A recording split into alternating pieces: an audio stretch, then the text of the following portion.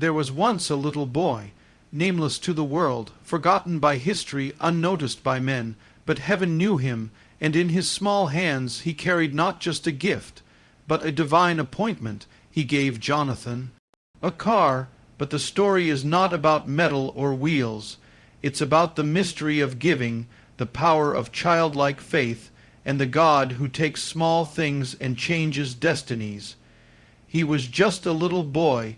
His hands were small, his stature unassuming, his resources limited.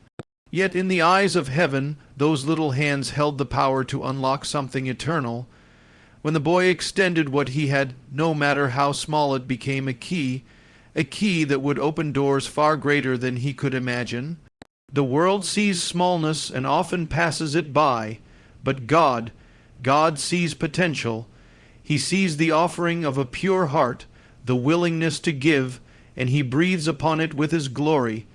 The boy didn't bring a crown, a title, or a treasure chest. He brought what he had, and in the act of giving he stepped into something divine. That car he gave may have seemed like just a gift, but in the spirit it was a vehicle of purpose, a tool of ministry, a symbol of surrender. Heaven doesn't look for hands that are full of power, it looks for hands that are open in obedience. All through the Scriptures, it's the little things that change history. A shepherd boy's sling slays a giant. A widow's 2 coins become a memorial before the throne of God. A child's lunch feeds thousands, and here, a little boy's car moves a man of God forward in divine assignment. His little hands weren't just giving, they were building, partnering with the purposes of heaven. So don't ever underestimate the power of what's in your hands, even if it feels small, overlooked, or ordinary. In the kingdom of God, the little becomes mighty, the simple becomes sacred, and the lowly becomes legendary. The boy may have been small, but his gift was a key, and keys don't need to be large. They only need to fit the lock that opens destiny. Your little offering, your quiet act of faith, your hidden sacrifice. These are the keys that heaven uses to change the world. What you hold onto remains limited. It stays confined within the bounds of your own understanding, your own strength, your own capacity. But what you release, what you surrender into the hands of God does not stay as it is, it multiplies. It transforms. It becomes something far greater than you ever imagined. This is a law of the kingdom, a sacred mystery. Whatever you place in the hands of the Almighty is never diminished.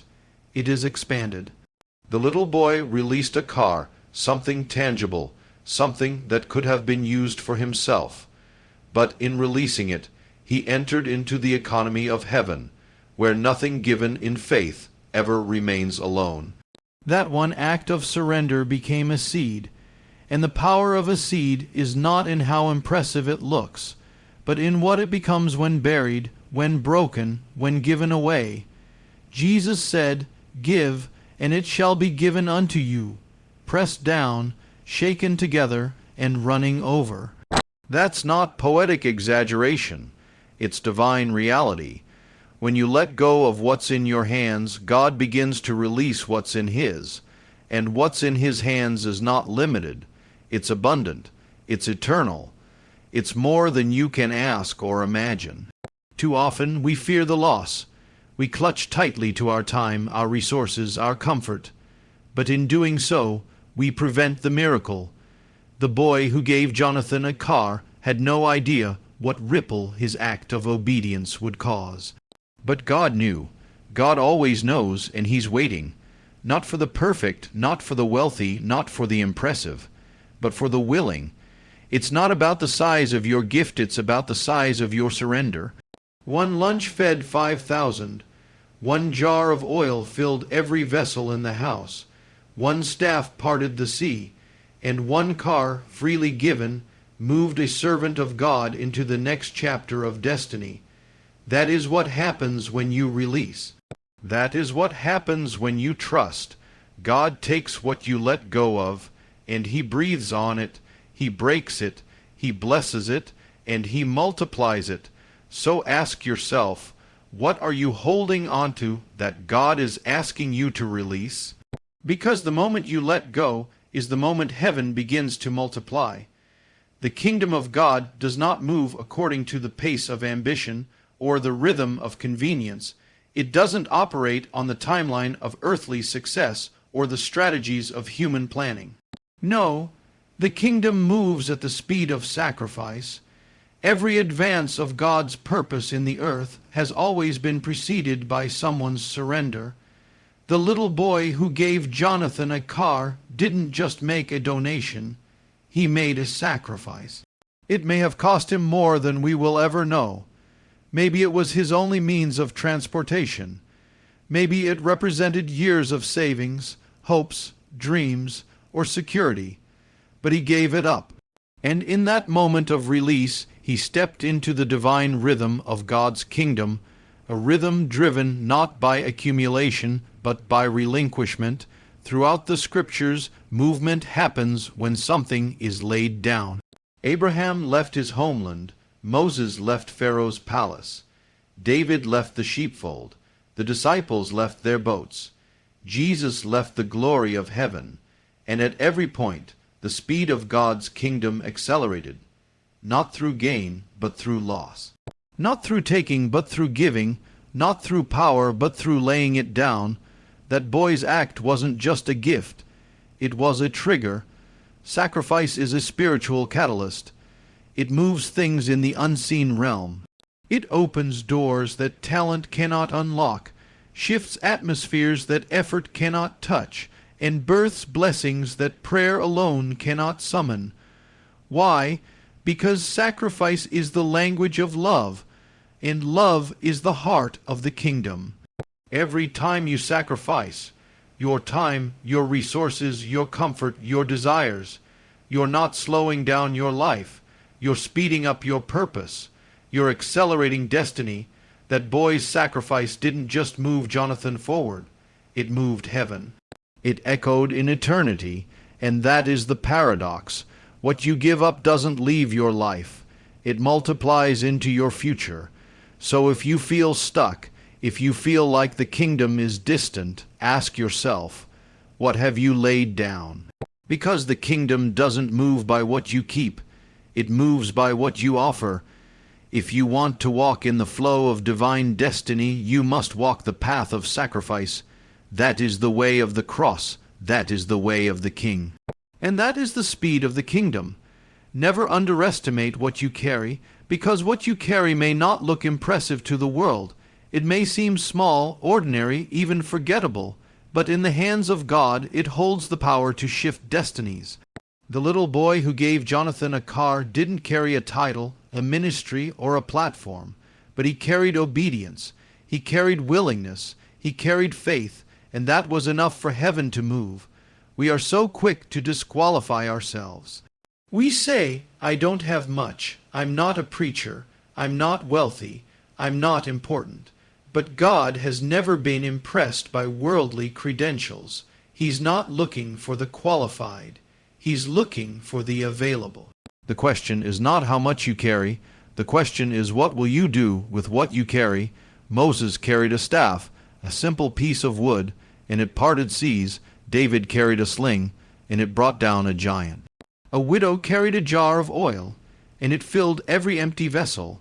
The disciples carried nothing but faith, and they turned the world upside down.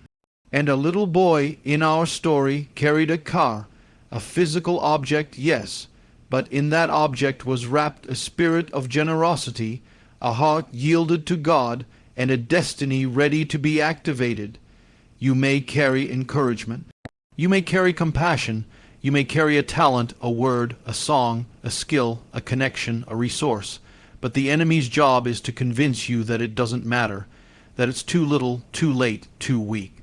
That lie is designed to keep your gift buried, because the enemy knows that the smallest seed, when planted, can break open the soil and birth a tree of life. What's in your hands is not insignificant. It's sacred, it's not random, it's strategic.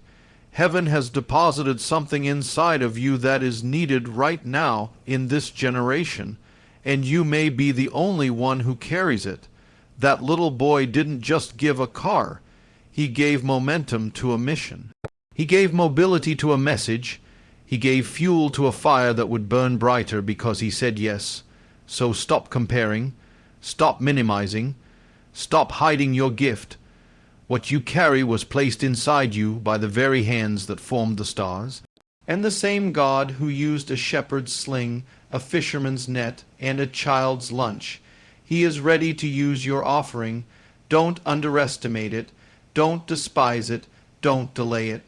Because what you carry could be the key to someone else's breakthrough, the answer to someone's prayer, the open door for someone's calling. And when you release it, you won't just change a moment, you'll change a story. The kingdom of God is a mystery wrapped in paradox. To rise, you must bow low. To lead, you must serve. To live, you must die. And to receive, you must give. That is the divine law etched into the very fabric of heaven. The giver always becomes the receiver. The little boy gave Jonathan a car.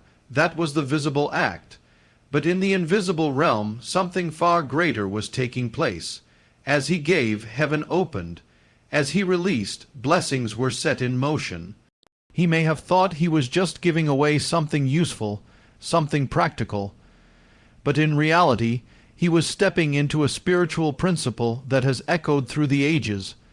Whatever you sow, you shall reap. And God is never outgiven. This truth is not just poetic, it's prophetic. Every time you give, you are investing in a realm beyond time. The harvest may not come in the same form, and it may not come when you expect it, but it will come, pressed down, shaken together, and running over. Because in God's economy, no act of giving is ever wasted, no sacrifice is ever forgotten, no offering goes unnoticed. Think of the widow who gave her last 2 coins. Jesus didn't just see what she gave. He saw what it cost her. And because of that, her story has been told for 2,000 years. She gave what she could, and she received something eternal, honor, legacy, and the favor of God. Or consider the Shunammite woman who gave the prophet Elisha a room. She wasn't looking for a reward. She simply gave out of kindness and reverence, but God saw it, and when the time came, the very thing she had longed for, a child, was given to her. She gave out of what she had, and she received more than she could have imagined. The boy who gave Jonathan a car may not have received another car, but he received something far greater. He became a part of a prophetic mission, a link in a divine chain, a hidden co-laborer in God's plan. He will share in the harvest of every life touched through that journey. And on the day of reward, when God unveils all things, His simple act of giving will shine with eternal weight. You see, when you give, you don't lose, you multiply. When you sow, you don't subtract, you invest. And when you open your hand, you create space for God to fill it with something better. He may return it in peace, in provision, in favor, in healing, or in ways you never thought to ask for. So never hesitate to give when the Spirit prompts you, whether it's time, talent, resources, encouragement, or even a car. Give it freely, joyfully, sacrificially, because when you give, you step into the rhythm of heaven. And in that rhythm, the giver always becomes the receiver. So I ask you, what's in your hands? A car, a gift, a prayer, a seed? Will you withhold it, or will you release it? For the little boy who gave Jonathan a car is not just a story. It's a picture of what God is calling you to become. Be the little boy, give the gift, unlock the destiny, and watch what God will do.